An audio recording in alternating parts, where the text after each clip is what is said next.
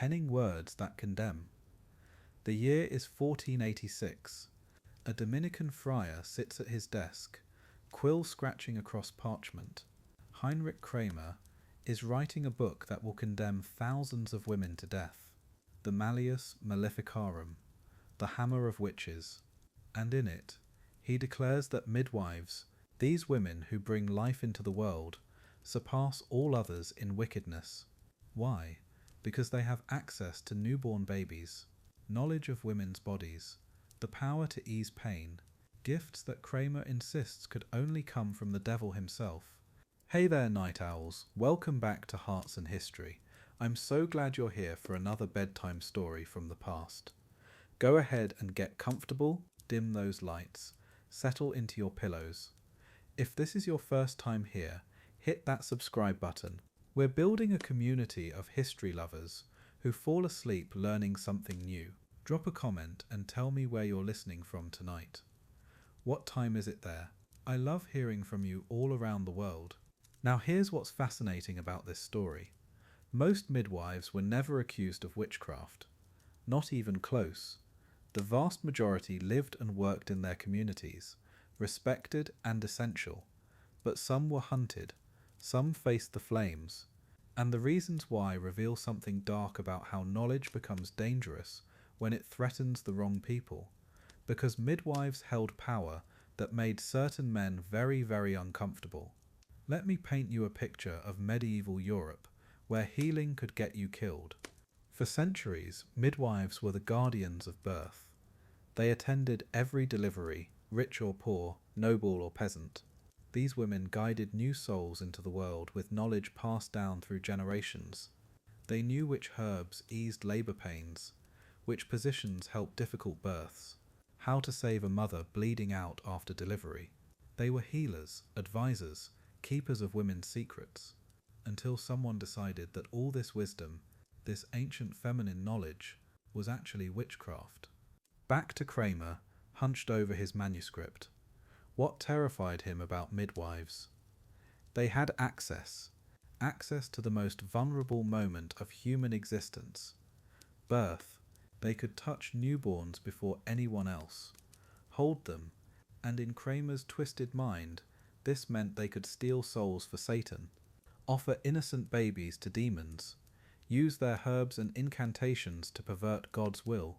His book would spread across Europe like wildfire, turning suspicion into systematic persecution. Think about what made midwives so threatening to church authorities. They possessed dangerous knowledge, contraception, abortion, pain relief during labour.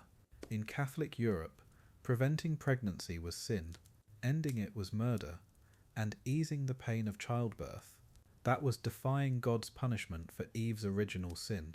Genesis said women would bring forth children in sorrow. Any attempt to change that was problematic. Midwives who used belladonna or ergot to ease labour walked a theological tightrope. The birthing chamber was sacred female space. Even husbands weren't allowed inside.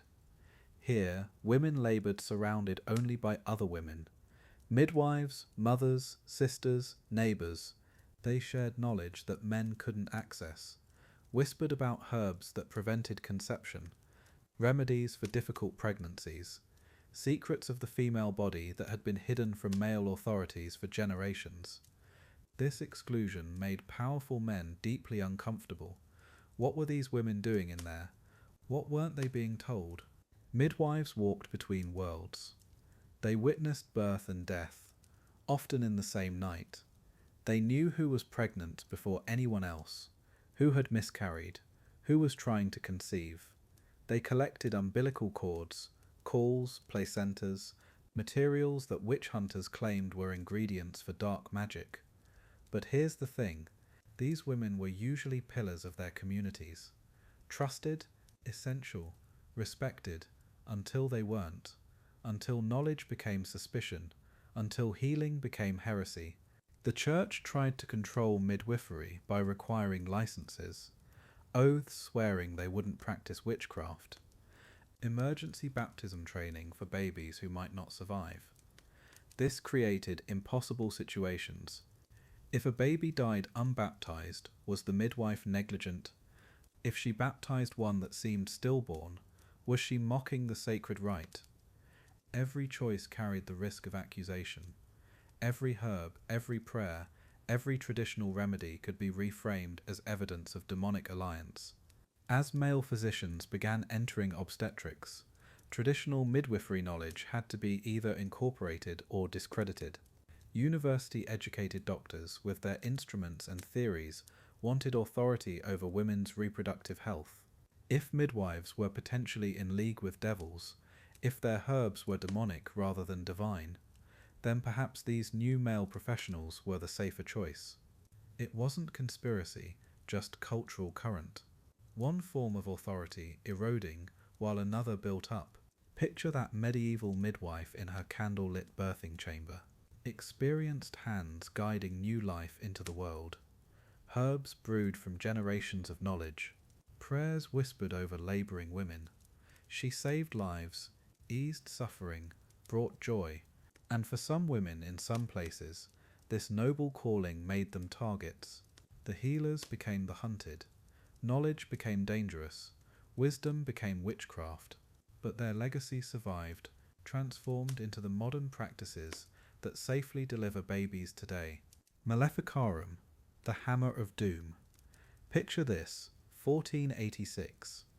A Dominican friar named Heinrich Kramer sits hunched over his desk in a cold monastery, scratching out words that will condemn thousands of women to death. He's writing the Malleus Maleficarum, the hammer of witches, and he's got midwives squarely in his crosshairs. According to Kramer, these women who bring life into the world, they're servants of Satan. They murder infants, they steal souls, they practice the darkest magic imaginable. This book is about to become the bestseller from hell. Here's what gets me about Kramer's book. It reads like horror fiction, but people treated it as fact.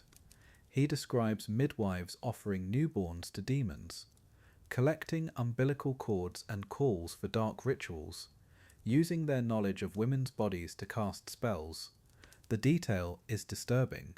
He writes about midwives who supposedly prevent conception, cause miscarriages, or kill babies during birth. All for Satan, of course. And this wasn't just theory, this became the instruction manual for witch hunters across Europe.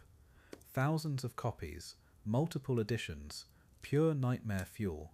What made midwives such perfect targets in Kramer's twisted worldview? Access. These women knew everyone's secrets. Who was pregnant? Who wasn't? Who was trying to conceive? They had dangerous knowledge, herbs that could prevent pregnancy, ease pain, induce labour. In medieval Catholic Europe, anything that seemed to interfere with God's will was suspect. And midwives? They were literally in the business of easing suffering. That made them dangerous in the eyes of church authorities, who believed pain in childbirth was divine punishment for Eve's sin. The Malleus spread like wildfire across Europe. By 1520, there were at least 13 editions in circulation. German territories, France, Italy, everywhere the printing press reached. Local inquisitors used it as their guidebook. It gave them legitimacy, official church backing for their paranoia. The book was so influential that its ideas about midwives became gospel truth in courtrooms. If you were a midwife and someone's baby died, if a birth went wrong, if a woman couldn't conceive, suddenly you're not just unlucky, you're potentially in league with the devil. But here's where the story gets complicated, and this is crucial to understand. Most midwives were never accused of witchcraft, never dragged before inquisitors, never burned at the stake. The idea that witch trials were a systematic campaign to eliminate female healers, modern historians have largely debunked that. It's a myth. Don't get me wrong, some midwives were accused, tried, executed, and their stories are horrific. But they were exceptions, not the rule. The vast majority of respectable midwives continued their work unmolested throughout the entire witch hunting period. So who actually got accused? The vulnerable ones? The women who'd already fallen from grace somehow? Widows without male protection? Women who'd made enemies in their communities? Maybe they'd had a string of bad luck with births. Maybe they'd used folk remedies that seemed too close to the old pagan ways. Maybe they just rubbed someone the wrong way. The successful midwives, the ones everyone trusted, they had community protection. They were too valuable to lose. It was the marginal ones who became scapegoats when things went wrong. Think about the impossible position midwives were in. Churches required many of them to take oaths, swearing they wouldn't practice witchcraft. They had to perform emergency baptisms if babies seemed unlikely to survive. But if a baby died unbaptized, was it neglect or witchcraft? If they eased labor pains with herbs, were they healing or defying God's will? Every decision carried potential accusations. They walked a tightrope between being essential community members and being seen as dangerously powerful women who knew too much about life, death, and everything in between. The timing matters too. This is happening during massive social upheaval. The Protestant Reformation shattered religious unity. Wars everywhere, economic hardship, crop failures. People needed someone to blame for their suffering, and women who didn't fit neat social categories, perfect scapegoats, especially if they possessed knowledge that seemed mysterious or threatening. The witch hunts weren't really about witchcraft. They were about fear, control, and the need to find simple explanations for complex problems. Midwives just happened to be convenient targets when communities needed someone to blame. The irony is devastating. These women dedicated their lives to bringing new life into the world. They eased suffering. They saved mothers and babies. They possessed centuries of accumulated knowledge about birth, healing, pain relief, knowledge that actually worked. But that knowledge made male authorities uncomfortable. Here was an area where women held unquestioned expertise. In the birthing chamber, men had no place and no power. That kind of female autonomy was threatening to societies built on male authority, so that life-giving knowledge got reframed as something dark and dangerous. When midwifery got pushed to the margins, when women became afraid to use traditional remedies for fear of being labelled witches, valuable medical wisdom disappeared. Techniques that had been refined over generations, herbal remedies that genuinely helped, positioning methods that eased labour. Much of this wasn't written down because midwives learned through oral tradition and hands-on experience. When that tradition got broken by fear and persecution, it took centuries to rediscover some of what was lost. Knowledge destroyed by paranoia and the hunger for control over women's bodies and wisdom. As you drift towards sleep tonight, remember those medieval midwives working by candlelight in birthing chambers, using skills passed down through generations, saving lives despite the risks. They faced impossible choices in impossible times. Some paid the ultimate price for practicing their healing arts, but their knowledge survived, transformed and integrated into modern practice. Every safe delivery today honours their memory. Every mother who survives childbirth, every medical advance in obstetrics, the healers won in the end. Sleep well, knowing their wisdom endures. Midwifery, the intersection of womanhood and healing. Picture this: you're a medieval woman in labour. No hospital, no doctors, just one person stands between you and death. The midwife. She knows exactly which herbs will ease your pain, which ones will strengthen your contractions. Pennyroyal to prevent pregnancy, tansy to end it, ergot to help delivery, belladonna to calm muscle spasms. This woman holds secrets passed down through generations, ancient wisdom that could save your life or take it. That kind of power. In medieval Europe, it made you dangerous. The birthing chamber was sacred space. Men couldn't enter. Even husbands waited outside while their wives laboured. Inside, pure female authority. The midwife decided everything: when to give herbs, how to position the mother, whether to call for emergency baptism. She knew who was pregnant before anyone else, who was trying to conceive, who had miscarried in secret. This knowledge made her indispensable to the community. But here's what the church started realizing. If she could ease God's punishment, if she could control birth itself, where exactly was this power coming from? The Catholic Church had a problem with pain relief during childbirth. Genesis was clear. God told Eve she would bring forth children in sorrow. This wasn't just biology, this was divine punishment for original sin. Every woman's labour pain was supposed to be a reminder of humanity's fall from grace. So when midwives started using belladonna and ergot to ease suffering, church authorities got nervous. Were these women healing, or were they defying God's will? That distinction would become deadly important, because defying God, that was witchcraft territory. Midwives walked a theological tightrope. The church needed them. Starting in the 14th century, they were trained to perform emergency baptisms. If a baby seemed unlikely to survive, the midwife had to act fast. Baptize immediately, or that innocent soul goes to limbo forever. But this created impossible situations. Baptize a stillborn baby, you're mocking the sacrament. Fail to baptize one with a flicker of life, you've condemned a soul. French court records show midwives being punished for both choices.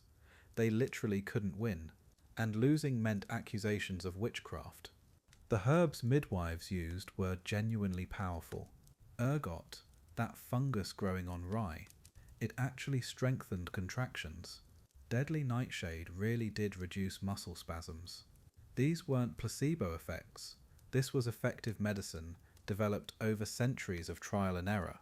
But effectiveness made it scarier, not safer. If these plants could induce labour, they could also cause miscarriage. If they could save lives, they could take them. The same knowledge that made midwives healers also made them, in the eyes of suspicious neighbours, potential murderers. The line between medicine and poison was thinner than anyone wanted to admit. Heinrich Kramer had specific theories about midwives. In his witch hunting manual, he claimed they collected umbilical cords and cauls, that thin membrane sometimes covering a baby's head at birth. According to Kramer, these body parts were essential ingredients for dark magic. The caul was especially valuable. Born with one, you were considered lucky, maybe even gifted with second sight. So when poor midwives were caught selling cauls to desperate families, Kramer saw evidence of a larger conspiracy. They weren't just attending births, they were harvesting materials for witchcraft. The leap from midwife to witch suddenly seemed smaller. Control over reproduction meant control over women's bodies. And the church wanted that control badly. Midwives knew too much. Which herbs prevented pregnancy? Which ones ended it? Rue, savane, pennyroyal, these plants had regulated fertility for centuries. Women trusted midwives with their most intimate secrets, unwanted pregnancies, affairs, attempts to conceive when husbands were infertile. This knowledge network threatened male authority at every level. If women could control when they had children, if they could end pregnancies without confession or permission, where did that leave the church's moral authority? Midwives weren't just delivering babies, they were enabling female autonomy. The Protestant Reformation made everything worse for midwives. Suddenly, rituals that had been acceptable for centuries became suspect. Prayers to saints? Witchcraft?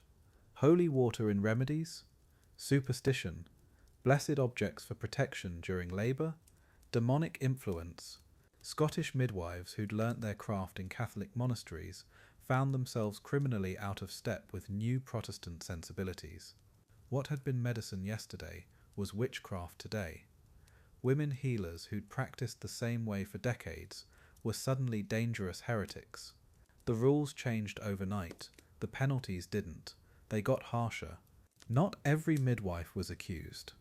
That's crucial to understand. The successful, respectable ones were usually protected by their social position and community need. The ones who got targeted, they were already vulnerable. Widows without male protection, women who'd made enemies in their communities, those who'd transgressed social norms somehow. The accusations of witchcraft often came after other conflicts, property disputes, personal feuds, suspicions of adultery or theft. Midwifery just became additional evidence of their supposed evil. The witch trial records tell the story.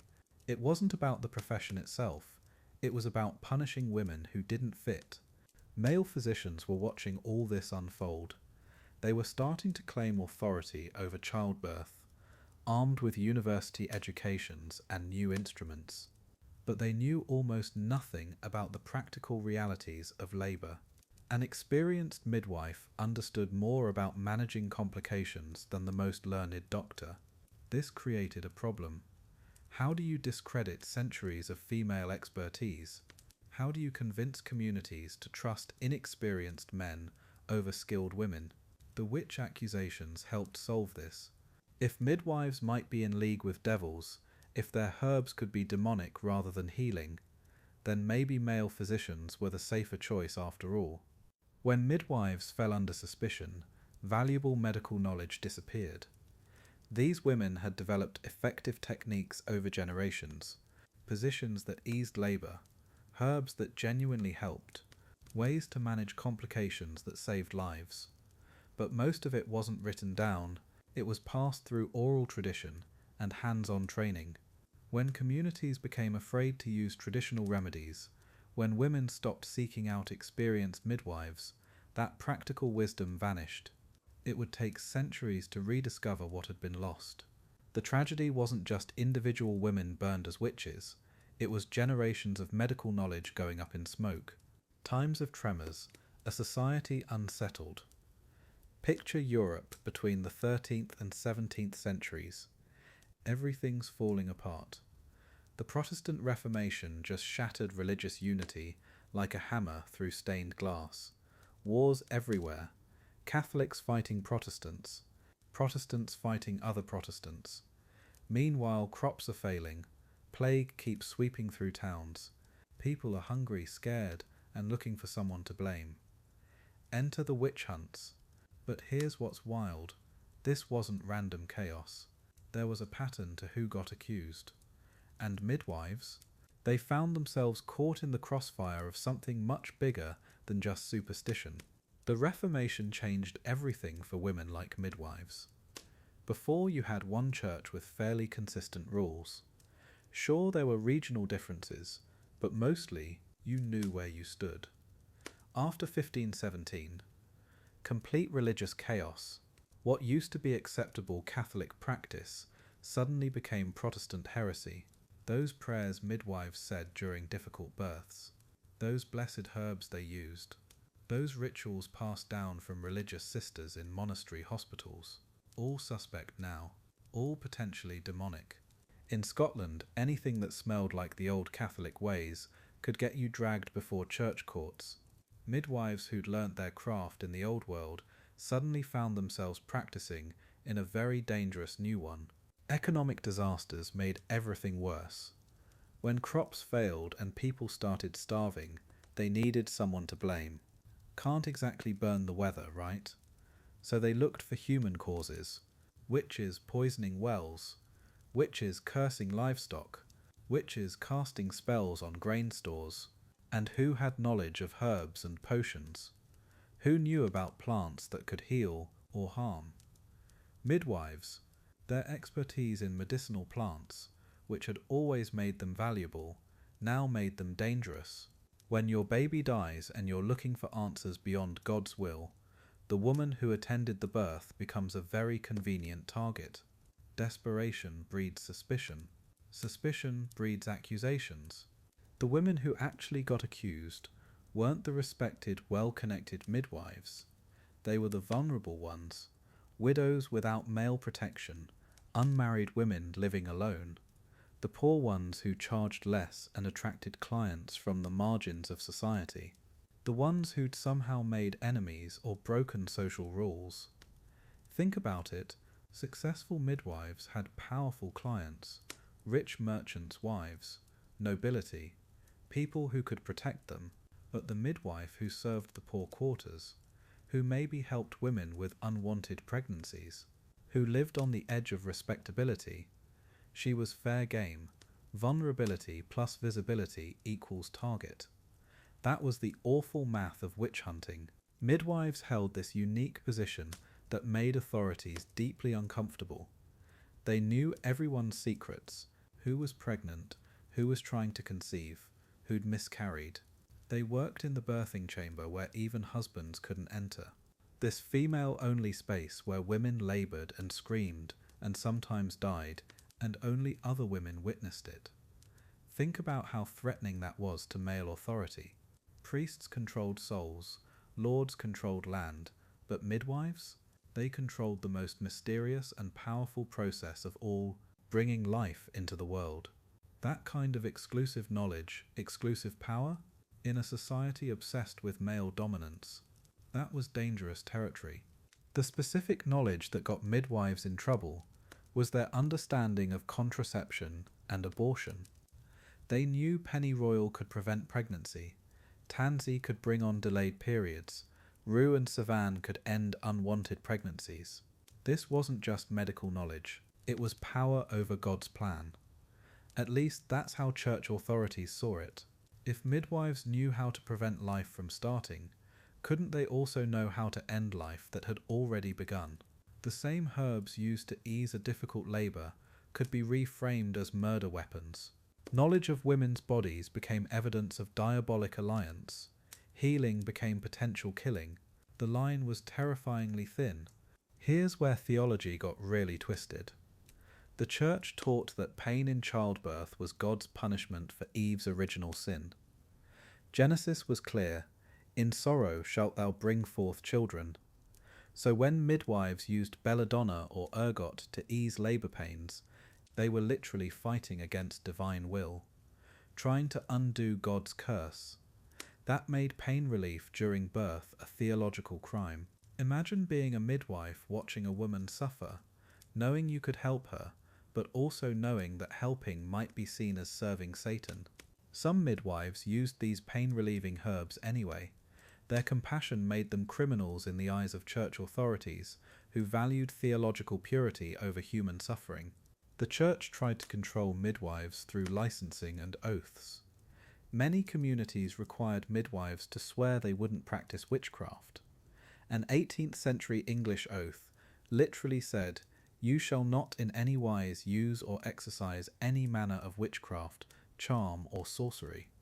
The very existence of these oaths shows persistent suspicion, but also shows midwives were expected to be respectable. They were given quasi-religious duties too. If a baby seemed unlikely to survive, midwives had to baptize it immediately. Save the soul from limbo. But this created another trap. Baptize a seemingly dead baby incorrectly. That's sacrilege. Fail to baptize a dying baby. That's damning an innocent soul. No way to win. Scotland gives us concrete numbers that are genuinely horrifying. Between 1563 and 1736, nearly 4,000 people were accused of witchcraft. Researchers found 142 specifically accused for healing or midwifery-related reasons. 85% were women. Half were found guilty. 90% of those found guilty were executed. 10 faced accusations specifically about midwifery. What had they done wrong? Used rituals that seemed unorthodox to Protestant authorities. Employed treatments that smacked of Catholic superstition. After the Reformation, their traditional practices became evidence of diabolic alliance. Women who had learned their craft from religious sisters before 1560 suddenly found their healing knowledge recast as witchcraft. Ancient wisdom became capital crimes. The accusations served a darker purpose than just scapegoating. They systematically undermined confidence in traditional midwifery. If midwives might be in league with the devil, if their herbs were potentially demonic rather than divinely blessed, then maybe male physicians with university educations were the safer choice. This wasn't a conscious conspiracy, but it was a cultural shift. As men professionalized medicine and claimed authority over women's reproductive health, traditional female knowledge had to be either absorbed into the new system or discredited. Witch accusations were perfect for discrediting. They didn't just remove individual midwives, they poisoned trust in the entire profession. fear replaced confidence, male authority replaced female expertise. The real tragedy? When midwifery got pushed to the margins, invaluable medical knowledge disappeared forever. Midwives had developed effective techniques over centuries of practice, positions that eased labour, herbs that genuinely helped, ways to manage complications that saved lives. Most of this wisdom wasn't written down because midwives learned through oral tradition and hands-on experience. When women became afraid to use traditional remedies for fear of being labelled witches, when the knowledge holders were executed or silenced, that practical understanding vanished. It took centuries to rediscover some techniques. Others were lost completely. The witch hunts didn't just kill individual women, they murdered generations of accumulated wisdom about bringing life safely into the world. Oath of allegiance. Midwives under ecclesiastical scrutiny. Picture this scene. A woman stands before church officials, her hand on a Bible, reciting words that will haunt her profession for centuries. I swear I shall not use witchcraft, charm, or sorcery. This is England, 1512. Similar scenes play out across Europe. Midwives, forced to publicly renounce practices they've never engaged in. The very oath meant to protect them becomes evidence of suspicion, because why make someone swear against witchcraft unless you suspect they might be practicing it? These oaths weren't suggestions, they were requirements. Want to deliver babies in Canterbury? Swear you're not a witch. Need to practice in York? Promise you won't consort with demons. The church wasn't taking chances. Every midwife had to declare her allegiance to God, not Satan. But here's what's twisted about this. The oaths themselves created the very suspicion they claimed to prevent. By forcing women to renounce witchcraft publicly, authorities planted the idea that midwives and witchcraft were somehow connected. Brilliant, really. Terrifying, but brilliant. The standard English oath from this period is chilling in its specificity. You shall not use or exercise any manner of witchcraft, charm, or sorcery. But it goes further. You shall not give counsel to any woman to help her destroy or kill that which she has conceived. They're talking about abortion, contraception. The church wanted control over women's reproduction, and midwives were the gatekeepers. These oaths weren't just about witchcraft, they were about power, about who got to make decisions over women's bodies. What's fascinating is how midwives navigated this impossible position. They swore these oaths, yes, but they also continued practicing medicine that walked right up to the line of what authorities considered acceptable. Pain relief during childbirth? Risky. The church taught that labour pain was God's punishment for Eve's sin. Ease that pain with herbs, and you're interfering with divine will. Yet women kept begging for relief. And midwives, well, they found ways. Always walking this tightrope between healing and heresy. The oaths also required midwives to baptize babies who might not survive. This gave them quasi-religious authority, but also set them up for accusations. If a baby died unbaptized, was it because the midwife forgot, or did she deliberately withhold the sacrament? If she baptized a seemingly stillborn infant, was it proper religious practice, or mockery of the sacred rite? The church created these impossible scenarios where midwives could be damned for action or inaction. Every choice carried the potential for accusation. In some regions, midwives had to renew their oaths annually. Imagine that psychological pressure.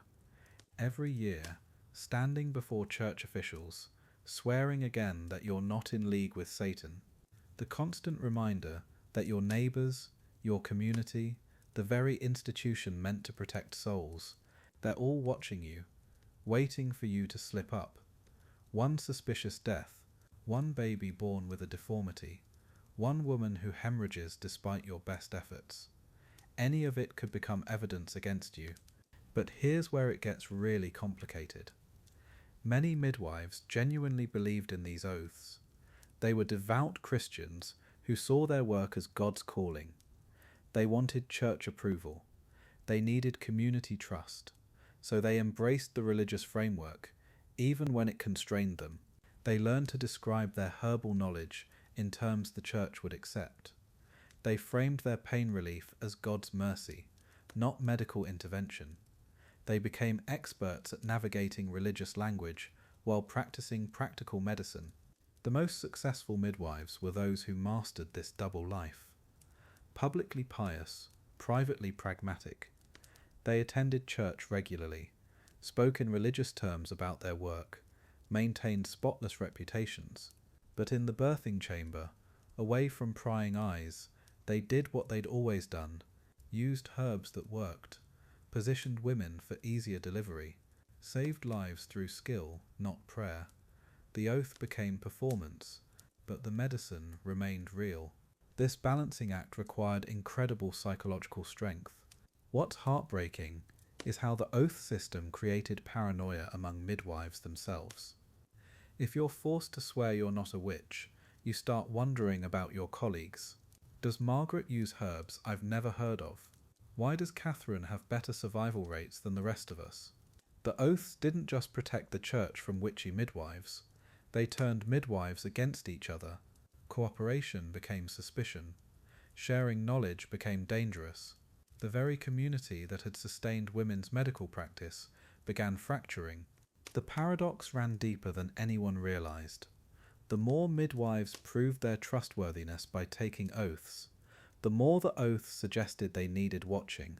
Trust, once questioned, becomes impossible to fully restore. Every sworn promise implies the possibility of breaking it.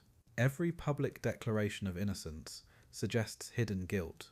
The church created a system where the act of proving you weren't a witch became evidence that maybe you were one. Brilliant psychology, devastating for the women trapped in it. By the late 16th century, these oaths had fundamentally changed midwifery. What had once been women's autonomous medical practice became a church-supervised profession. Midwives went from being community healers to being ecclesiastical employees. They traded independence for legitimacy, but that legitimacy came with constant scrutiny. Every birth, every death, every medical decision now happened under the church's watchful eye. The oath that was supposed to protect them had become their prison, and some wouldn't survive the constraints. A bloody business. The unholy versus the healer. Picture this. The year is 1486. A Dominican friar named Heinrich Kramer sits hunched over his desk, candlelight flickering across parchment. He's writing something that will condemn thousands of women to death. The Malleus Maleficarum, the hammer of witches, and right there in those pages, he declares that midwives, these women who bring life into the world, surpass all others in wickedness. Why? Because they have something the church fears: knowledge. Kramer wasn't just some random monk with opinions. This guy had serious influence. His book became the ultimate guide to witch hunting, printed in dozens of editions, spread across Europe like wildfire. And his obsession with midwives, it was personal.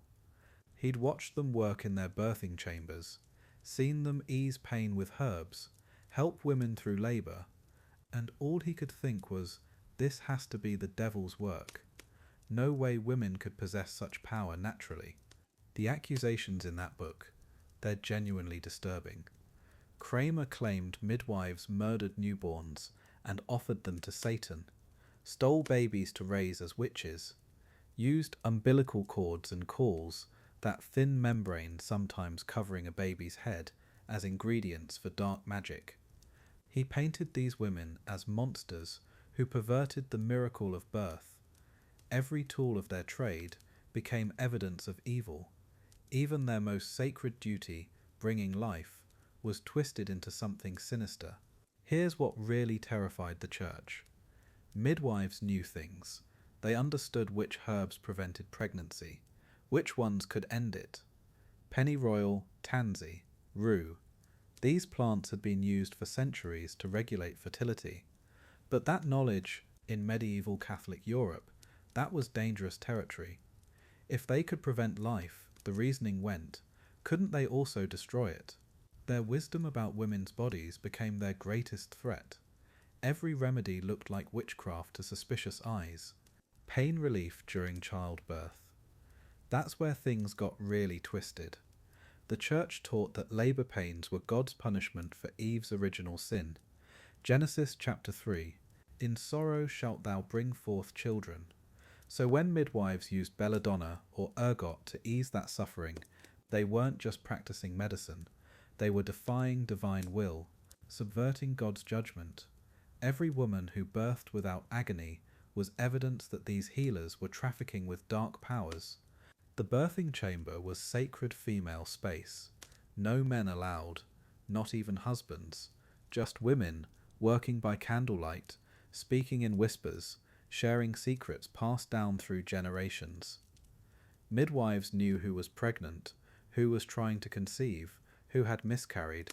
They held the most intimate knowledge of women's lives, and that exclusivity, that power, made male authorities deeply uncomfortable. They couldn't control what they couldn't see, couldn't regulate what happened behind those closed doors. The caul obsession was particularly insane. That rare membrane covering some babies' heads at birth, considered lucky in many cultures. Valuable, and because poor midwives sometimes sold them, they became accused of stealing cauls for witches. Same with placentas, umbilical cords. Every natural part of birth was reframed as potential spell components. The very materials of their work, things they'd handled respectfully for centuries, suddenly became proof of their supposed devil worship. Their contraceptive knowledge made them prime targets. In a world where the church controlled sexuality and reproduction, midwives who helped women avoid unwanted pregnancies were playing with fire. They knew the herbs, the timing, the techniques, and that put them at odds with religious authorities who believed every conception was God's will. Their very expertise, the thing that made them invaluable to women, branded them as potential heretics, subverting divine plan. Emergency baptisms created an impossible trap. Midwives were required to baptize dying babies to save their souls from limbo. But what if they baptized a stillborn child? Was that proper? What if they failed to baptize one with a flicker of life? They were damned either way. French court records show midwives punished for baptizing apparently dead fetuses. Other records show them accused of letting souls perish unbaptized. No matter what they did, someone could question their judgment. Real cases paint the horror clearly. Scotland 1563 to 1736, 4,000 witchcraft accusations, 142 for healing-related crimes, 10 specifically targeting midwives. 85% were women, half were found guilty, 90% of those executed. Their crime? Using rituals that seemed unorthodox, employing treatments that smacked of old Catholic ways. After the Protestant Reformation, anything resembling traditional practices became suspect. Their healing knowledge transformed overnight into evidence of witchcraft. Their skills became their curse.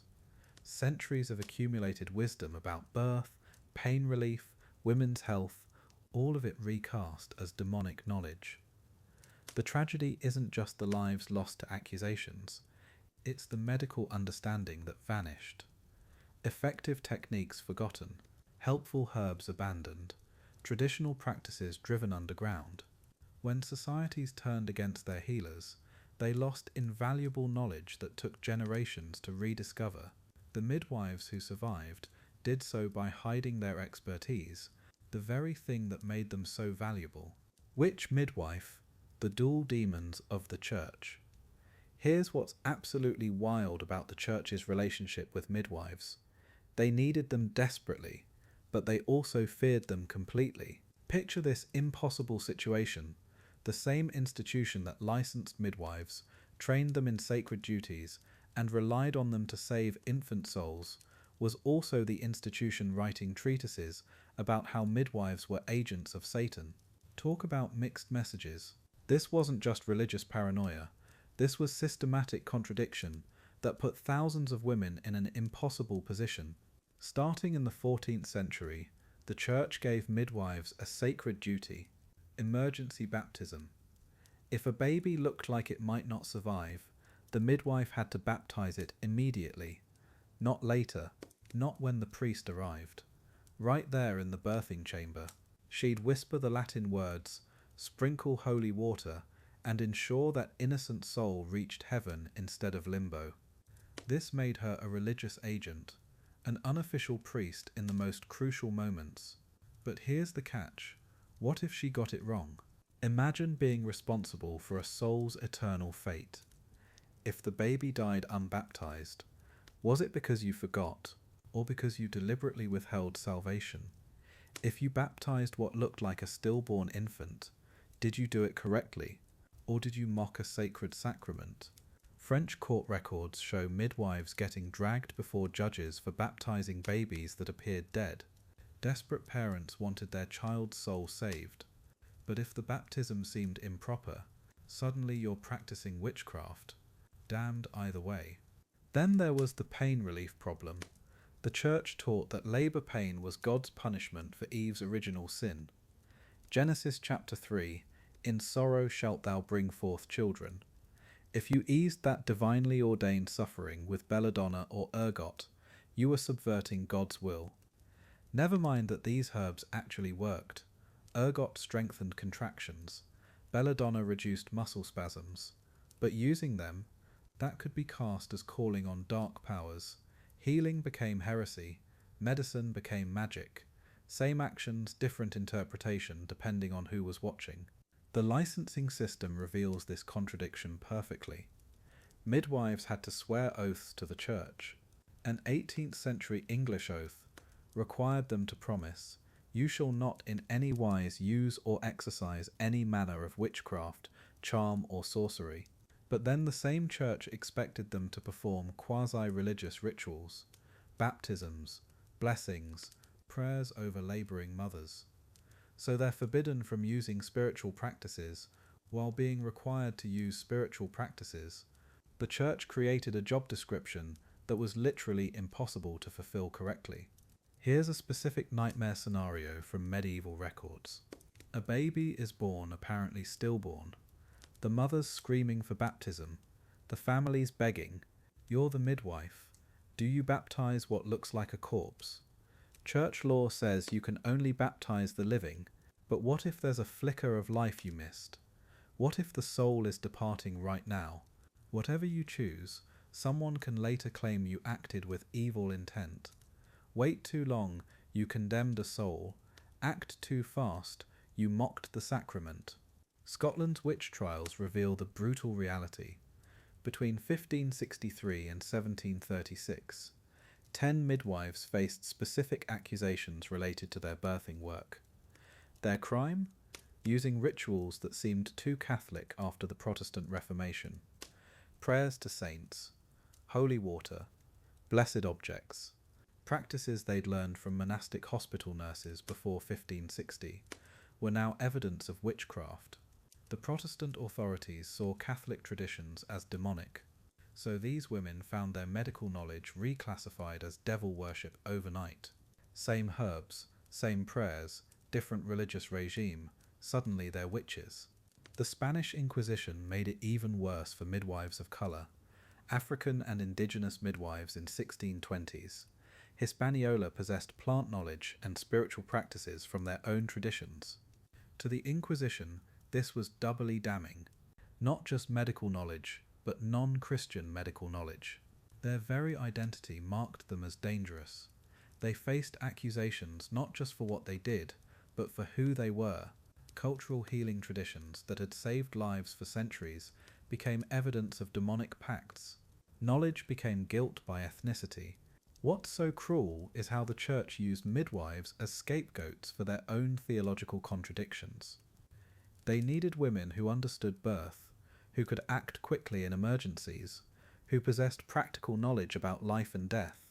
But they couldn't admit that women might have religious authority. So they created this impossible category, the witch midwife, women who were simultaneously essential agents of salvation and dangerous enemies of faith. The same hands that saved infant souls could apparently steal them for Satan. It's theological insanity. Think about the psychological torture this created. You're a midwife. You've dedicated your life to bringing babies safely into the world. The church trains you in baptism, relies on you to save souls, pays you to attend difficult births. But every remedy you use, every prayer you speak, every ritual you perform, could later be twisted into evidence of witchcraft. You're required to practice medicine that looks exactly like magic, required to perform religious duties that could be reframed as blasphemy, living constantly under suspicion for doing exactly what you're supposed to do. This impossible position reveals something fundamental about how institutions handle women's expertise. When the church needed midwives, they were holy agents. When the church felt threatened by them, they became demonic enemies. Same women, same knowledge, same practices, completely different framing depending on political convenience. The witch midwife wasn't a real category, it was a weapon, a way to maintain control while acknowledging dependence. Tomorrow, we'll see how this contradiction reached its bloody conclusion in the execution chambers. Sleep tight, knowing that contradictory authority still targets women's expertise today. Granary of Guilt. A look at historically convicted midwives. Here's what gets me about this chapter. We're not talking about vague accusations or folklore anymore. These are real court records, real names, real women who died because they knew how to catch babies and brew healing teas. Scotland 1563 to 1736. 4,000 people accused of witchcraft. But here's the thing that'll make your skin crawl. When we dig into the records, we find something even more sinister than religious paranoia. We find systematic targeting based on race, background, and traditional knowledge. The survey of Scottish witchcraft gives us the cold, hard numbers. Out of nearly 4,000 accused, 142 faced charges, specifically for folk healing or midwifery. 85% were women, half were found guilty. And here's the part that hits different: 90% of those found guilty were executed. 10 faced accusations directly related to midwifery work.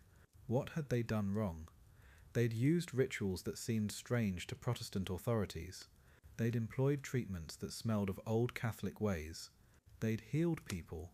After Scotland's Protestant Reformation in 1560, everything changed overnight for these women. Prayers to saints, witchcraft, blessed objects, demonic, holy water rituals, straight to the scaffold. Women who'd learnt their craft from religious nurses in Catholic monasteries suddenly found themselves marked for death. Their crime? Remembering the old ways, knowing which herbs stopped bleeding, which prayers comforted the dying.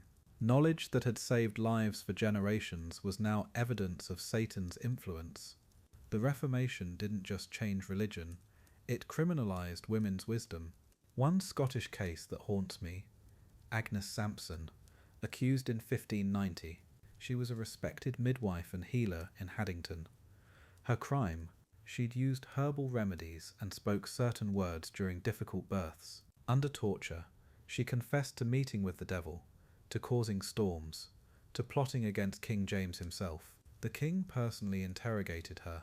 She was strangled and burned. Her real crime: being too good at her job, too knowledgeable, too confident in abilities that threatened male authorities who understood nothing about women's bodies or birth. But Scotland was just the beginning. When we cross the Atlantic to the Spanish colonies, the horror gets worse. Way worse, because now we're not just talking about religious prejudice, we're talking about racial targeting. Hispaniola, 1620s. Spanish Inquisition records show systematic persecution of African and Indigenous midwives. These women possessed incredible knowledge: plants that prevented infection, rituals that eased labour, spiritual practices that comforted families through loss. To the Spanish authorities, this wasn't medical knowledge, this was double witchcraft, foreign and female. The African midwives in Hispaniola faced something uniquely brutal. Their traditional healing knowledge was automatically suspicious because it wasn't Christian. Didn't matter that their remedies worked. didn't matter that they saved lives. The Spanish Inquisition saw spiritual practices from African traditions and immediately mapped them onto European frameworks of witchcraft. These women were condemned not just for what they did, but for who they were. Their very identity was evidence of evil. Their skin colour was proof of demonic alliance. Indigenous midwives faced similar persecution. They knew plants the Spanish had never seen, treatments that seemed magical because they actually worked. When a Taino midwife saved a difficult birth using bark extracts or specific positioning techniques, Spanish authorities didn't see medical skill, they saw witchcraft. The systematic erasure of indigenous medical knowledge wasn't just cultural genocide, it was literally life and death. Generations of healing wisdom, tested over centuries, dismissed as demonic because it didn't come from European traditions. The double standard was staggering. Spanish priests used holy water and Latin prayers, that was divine intervention. African midwives used medicinal plants and ancestral invocations, that was witchcraft. European midwives recited Christian prayers while delivering babies. Indigenous healers sang traditional songs during birth, that was devil worship. Same actions, same intentions, same results often, but the difference in skin colour, language and cultural background determined who was saint and who was witch. This wasn't about protecting communities. This was about control. The tragic outcomes speak for themselves. African and indigenous midwives weren't just executed, their knowledge was deliberately erased. Colonizers burned not just bodies but books, plant collections, oral traditions passed down through generations. When you kill the healers and destroy their knowledge, you're not just committing murder, you're committing cultural suicide. How many lives could have been saved with indigenous knowledge of medicinal plants? How many mothers and babies died because African healing traditions were labelled evil instead of studied? What haunts me most is this. These weren't random acts of violence. This was systematic targeting of women who held power through knowledge. Midwives knew secrets that threatened patriarchal control. They understood women's bodies better than male doctors. They possessed healing knowledge that didn't come from European universities. They operated in spaces where men had no authority. The witch trials weren't about protecting communities from evil. They were about eliminating competition and controlling women's autonomy over their own bodies and healing. As we close this heavy chapter, remember this: every midwife accused, every healer executed, every tradition erased, represents not just individual tragedy, but collective loss. We'll never know what medical breakthroughs died with those women, what healing plants were forgotten, what techniques for safe delivery disappeared into smoke. The granary of guilt isn't just about historical injustice. It's about recognizing how fear of women's knowledge, especially women of colour, shaped medical history. These women deserved better. Their knowledge deserved respect, not persecution. Unravelling the knot, women's knowledge and power. Picture this: a woman sits by candlelight, grinding herbs with practiced hands. She knows which plants ease pain, which help conception, which prevent it entirely. For centuries, this knowledge belonged to women, passed from grandmother to daughter in whispered conversations. Sacred knowledge, powerful knowledge. But here's what gets me about medieval society. They needed these women desperately, yet they feared them just as much. Because when women control birth, death, pain and pleasure, that's real power, and real power makes men nervous. Midwives occupied this incredible space in medieval communities. Think about it. They were the only people allowed in birthing chambers. They knew every woman's secrets. Who was pregnant, who was trying to conceive, who had lost a baby. They attended the most intimate, vulnerable moments of women's lives. In a world where men controlled everything, here was one place where women held absolute authority. Even the richest lord, the most powerful bishop, they had to wait outside while the midwife worked. That kind of exclusion, That made male authorities deeply uncomfortable. The knowledge these women possessed was genuinely threatening. They understood herbs that could prevent pregnancy, plants that could cause miscarriage, techniques for easing the pain of childbirth. And this is where things get complicated, because the Catholic Church taught that pain in labour was God's punishment for Eve's sin. To ease that suffering, some authorities saw it as defying divine will, midwives walking this dangerous line between saving lives and challenging theology. Their expertise became evidence of something darker. Their healing hand suddenly looked suspiciously like witchcraft. Here's where the tide started turning. University-trained physicians began claiming authority over all aspects of health, including women's bodies. These men had Latin educations, impressive credentials, fancy instruments. What they didn't have was practical experience with childbirth. They'd never attended a difficult labour, never guided a breech birth, never saved a hemorrhaging mother, but they had something midwives didn't: social status, male privilege, and increasingly they had the backing of both church and state. The old female knowledge was being systematically replaced by masculine authority. The church played a crucial role in controlling women's reproductive lives. They required midwives to take oaths swearing they wouldn't practice witchcraft. Think about that for a second. If midwives were just delivering babies, why the need for such oaths? It reveals the deep suspicion surrounding their work. Midwives were given quasi-religious duties too, baptizing babies who seemed unlikely to survive. But this created impossible situations. Baptize a stillborn child, you're mocking the sacrament. Fail to baptize a dying infant, you've condemned an innocent soul. The specific knowledge midwives possessed was extraordinary. They knew pennyroyal for preventing conception, ergot for strengthening contractions, belladonna for easing muscle spasms.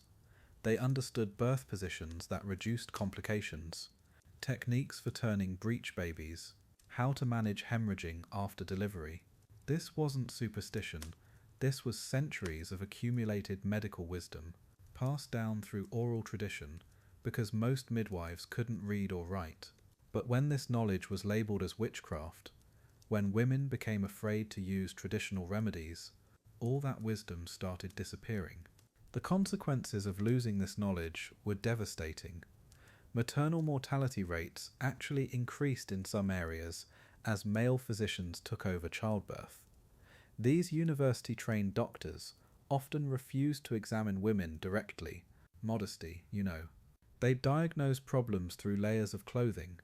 They brought metal instruments into sterile birthing chambers. They didn't understand the emotional and spiritual aspects of labour that midwives had mastered. Women who had been safely delivered by experienced midwives for generations suddenly found themselves in much more dangerous hands. The systematic undermining of women's expertise wasn't just about medicine, it was about power. Midwives represented female autonomy.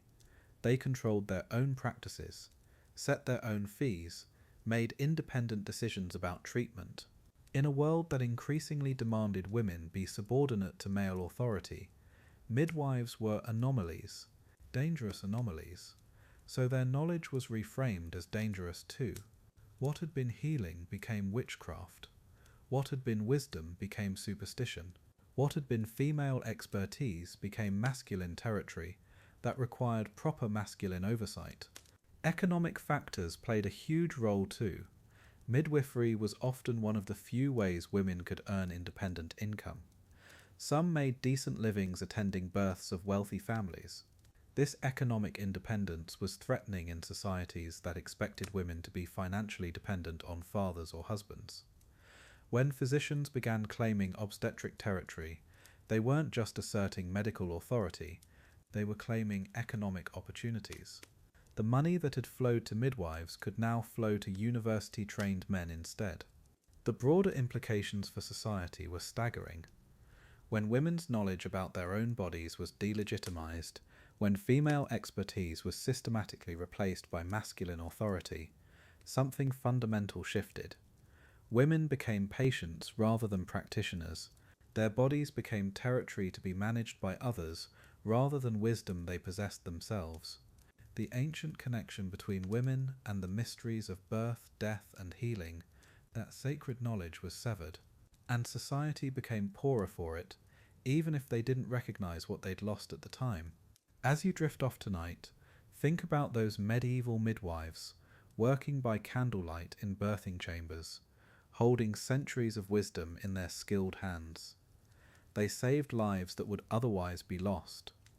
They eased suffering that would otherwise be unbearable. And for this, they became suspect. Their healing was questioned. Their knowledge was feared. But here's the thing that gives me hope, that wisdom survived. Hidden, transformed, passed down in whispers. And today, midwifery is experiencing a renaissance. The ancient knowledge is returning. The healers, in the end, won. Survivors of the pyre, midwives' triumphant legacy. Here's what they don't tell you about the witch trials. For every midwife dragged before an inquisitor, hundreds more delivered babies in peace. For every woman burned at the stake, thousands kept practicing their craft. The persecution was real, but so was the survival. The women who brought life into the world weren't going to let fear stop them. They adapted, they endured, and they won. This is their triumph story. Let's get something straight. The narrative that witch hunters systematically destroyed midwifery, it's dramatically overblown. Modern historians have crunched the numbers. In most regions, midwives made up less than 5% of witch trial accusations. 5%. The vast majority kept working throughout the entire period. They delivered the children of merchants, nobles, farmers. They saved lives.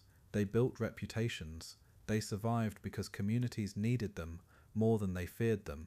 Smart midwives learned to play the game. They took church oaths. They worked with male physicians when required. They adapted their language. Herbs became medicine. Prayers became blessings. Same knowledge, safer packaging. In Protestant areas, they dropped Catholic rituals. In Catholic regions, they emphasized their religious training. They bent but didn't break. The knowledge stayed alive because these women were pragmatists first, idealists second. What amazes me? How much traditional knowledge actually survived. Those birth positions that eased labour, still used today. The herbs for pain relief, many became modern pharmaceuticals. The importance of cleanliness. Midwives knew that centuries before doctors figured it out. They passed their wisdom through families, apprenticeships, secret networks. When the persecution ended, the knowledge was still there, waiting to be rediscovered and respected. Some communities actively protected their midwives, rural areas especially. When your wife is in difficult labour at 3 in the morning, you don't care if the midwife knows suspicious-looking herbs. You care if she can save your child. Local magistrates often refused to prosecute respected midwives. They knew who actually helped their communities and who actually caused harm. The witch hunters needed local cooperation. They didn't always get it. The tide started turning in the late 1600s. Educated people began questioning witch trial evidence. The scientific revolution demanded proof, not superstition. Male physicians started acknowledging midwives' expertise instead of dismissing it. Why? Because maternal mortality was horrific when inexperienced doctors took over. Wealthy families quietly went back to experienced midwives. The results spoke for themselves. Competence beat prejudice. Experience trumped fear. What survived the persecution tells us everything. Pain relief techniques, infection prevention, positioning methods, emergency procedures, the spiritual support of labouring mothers, the celebration of birth as a female-centred experience. These weren't just medical practices, they were cultural traditions, ways of understanding birth as natural, manageable, even joyful. That wisdom couldn't be burned away because it lived in women's bodies and memories. By the 1700s, something beautiful happened. Midwifery began its renaissance, not just in rural areas but in cities. Training schools opened, Books were published. The profession gained respect again, this time with official recognition. Queen Victoria herself used chloroform during childbirth, legitimizing pain relief once condemned as ungodly. The healers who'd been hunted became heroes again. Their knowledge merged with modern medicine. Modern midwifery carries DNA from those medieval women who refused to disappear.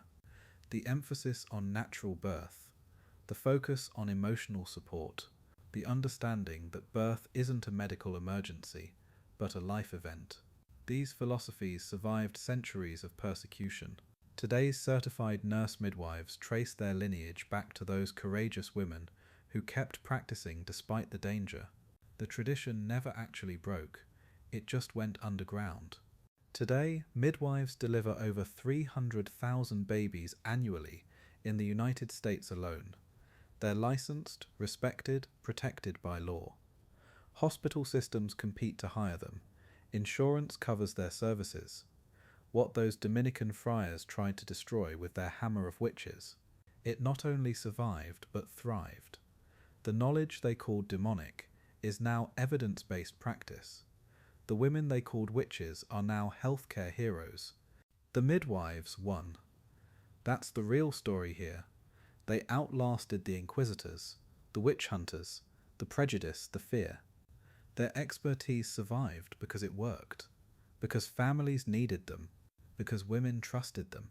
Tonight, somewhere in the world, a midwife is helping bring new life into existence, using knowledge passed down through generations of survivors. The pyre burned bright but brief, the tradition burns eternal.